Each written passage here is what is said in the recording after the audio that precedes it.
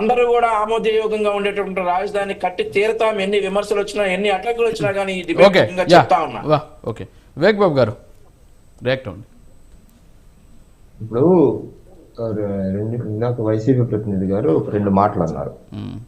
ఏమన్నారంటే వైసీపీ పాలనలో అద్భుతం జరిగింది అండ్ కూటమి ప్రభుత్వం చాలా జుగుత్సాకరమైన నిర్ణయాలు తీసుకుంటున్నారు సీఎం అండ్ డిప్యూటీ సీఎం అని అన్నారు. ఇప్పుడు జుగుత్సాకరమైన నిర్ణయాలు అంటే ఏంటో తెలుసా? ఒక సీఎంగా ఉండి పరదాలు కట్టుకొని అసెంబ్లీకి పోవడాన్ని, లేకపోతే తన ఛాంబర్కి వెళ్ళడాన్ని జుగుత్సాకరము, చాలా హేయము, చూడలేము అని అనడం అంటారు. లేకపోతే సొంత చెల్లెలు తల్లి ఆస్తి లాక్కుంటున్నారని రోడ్డుకి ఎక్కి అడుగుతారు కదా, దాన్ని జుగుత్సాకరం అంటారు. సో జుగుత్సాకరమైన నిర్ణయాలు వ్యక్తిగతంగా కావచ్చు, ప్రజల పక్షాన కావచ్చు, మేమేమి తీసుకోము. అవి రెండు మీకు ఆపాదించవచ్చు, అవి రెండు మీ కళ్ళ ముందు కనపడ్డాయి. రెండోది, ప్రజల సొమ్ము దుర్వినియోగం చేస్తున్నారు అని అన్నారు.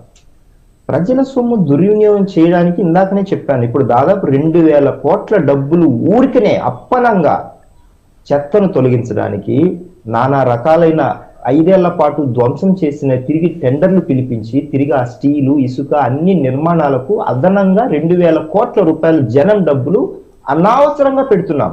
ఆ నిర్మాణాలు కంటిన్యూ చేయడము, దాన్ని సేఫ్ గార్డ్ లో చేసి ఉండింటే జనం డబ్బులు 2000 కోట్లు మిగిలేటివి.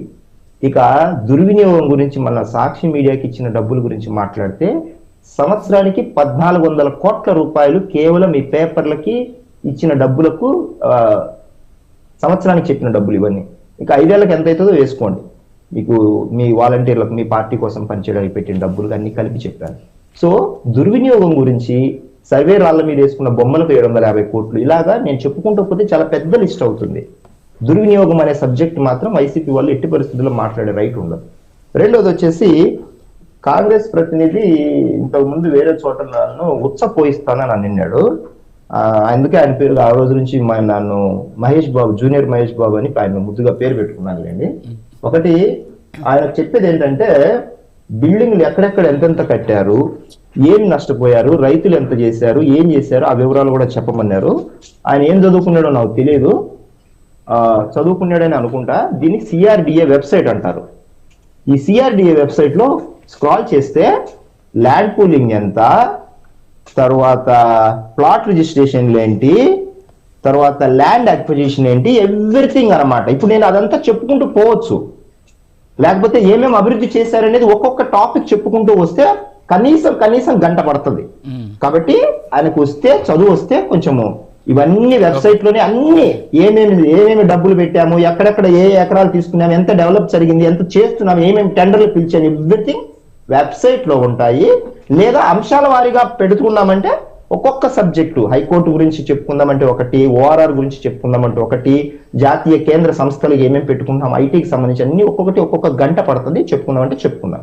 కాబట్టి మీ కాంగ్రెస్ పార్టీ యొక్క ఆలోచన విధానం ఏదైనా ఉంటే చెప్పాలనుకుంటే కన్నా చెప్పొచ్చు, తప్పులేదు ఒక పార్టీ రిప్రజెంటేటివ్ గా. అయితే ఊరికే రాళ్ళు వేయకూడదు, తెలియకోకుండా రాళ్ళు వేయకూడదు. తర్వాత మళ్ళీ ఎప్పుడన్నా మాకు మీరు అన్నారు కదా ఏదో చేస్తాము, అద్భుతాలు చేస్తాము, 2% ఉండి చేద్దురు రానున్న రోజుల్లో.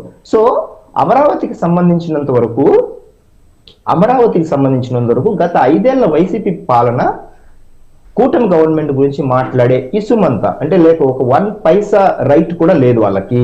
కాబట్టి గవర్నమెంట్ మేము ఏం చేయాలనుకుంటున్నాం అనేది అన్ని ఆన్ రికార్డ్ పెడుతున్నాము, ఆన్ పేపర్ పెడుతున్నాము, ఎప్పటికప్పుడు మీడియాను అడ్రస్ చేస్తున్నాము, ఎవ్రీథింగ్ పేపర్ మీద పెట్టి శ్వేతపత్రం రిలీజ్ చేస్తూనే ప్రజల ముందు ఉంచుతాము. ఏమి టెండర్లు పిలుస్తాము, ఎక్కడెక్కడ ఏం పూలింగ్ తీసుకుంటున్నాము, ఎక్కడ అక్విజిషన్ చేయాలనుకుంటున్నాము, ఎక్కడ పెట్టుబడులు పెట్టాలనుకుంటున్నాము, ఎంత డబ్బు కేంద్రం ఇచ్చింది, బడ్జెట్ లో ఎంత పెట్టాము, ఎవ్రీథింగ్ ఆన్ పేపర్. కాబట్టి వైసీపీ అనేవాళ్ళు చాలా లీస్ట్ బాదర్డ్గా రాజధాని గురించి కానీ కూటమి ప్రభుత్వం గురించి మాట్లాడే రైట్ అనేది మీకు చాలా నెగ్లిజిబుల్. మీరు మాట్లాడే రైట్స్ ఏమి ఎటువంటి పరిస్థితుల్లో లేవు.